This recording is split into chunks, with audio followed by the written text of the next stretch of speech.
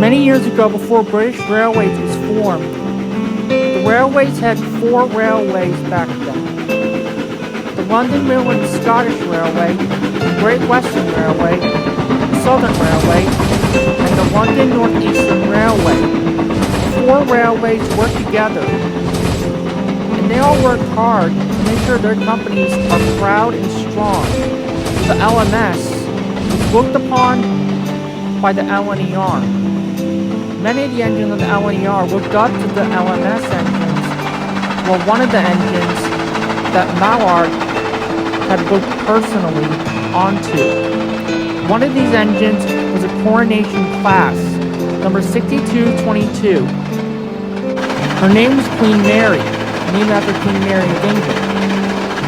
She was an LMS coronation engine, number 6222.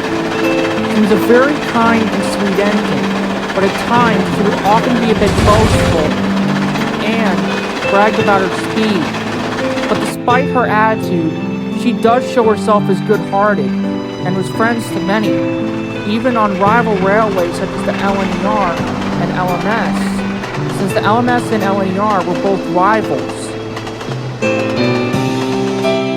Despite being rivals, many of the engines from the LNER and LMS got along well, while other engines not so much. But Queen Mary understands about rivalry and that she wants to prove that her railway is the best. But sadly, in the 1960s and 50s, diesels were starting to come in, and that meant steam locomotives were going to be sent to the scrapyard. But early one night, in 1963, some diesels found Queen Mary, and they were ordered to send her to the scrapyard to be cut up. Queen Mary was horrified, and she was scared.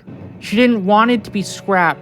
The other engines begged and pleaded for them not to scrap her, but the 2 diesels didn't listen. What are you doing? Don't touch her! No! Come on, you useless cattle, move it!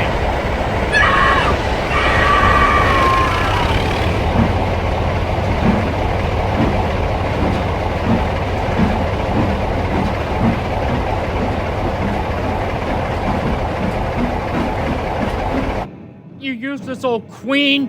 Let's go! Queen Mary was so heartbroken that the railway decided to scrap her. She didn't do anything wrong. She was scared she was going to be scrapped. But what laid ahead for Queen Mary was more horrifying than she imagined.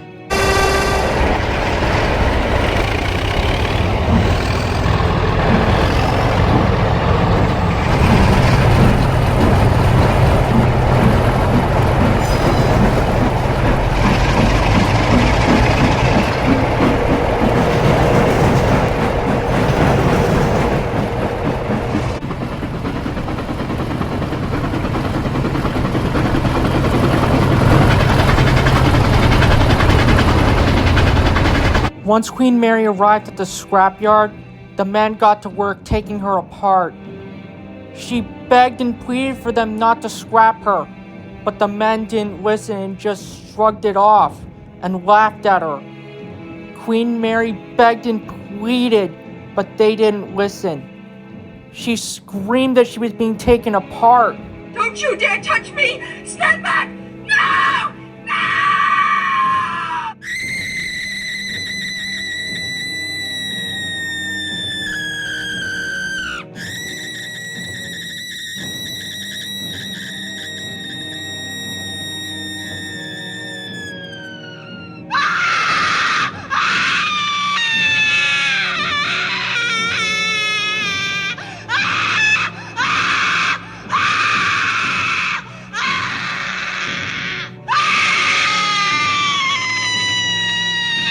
Queen Mary screamed loudly into the dark, and all around the scrapyard, her scream echoed everywhere.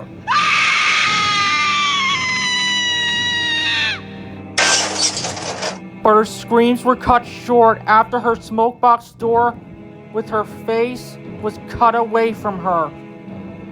And then she was no more. A couple of years later, Margaret Rose was at the station waiting for her passengers, but then she heard an ear-piercing loud scream in the night.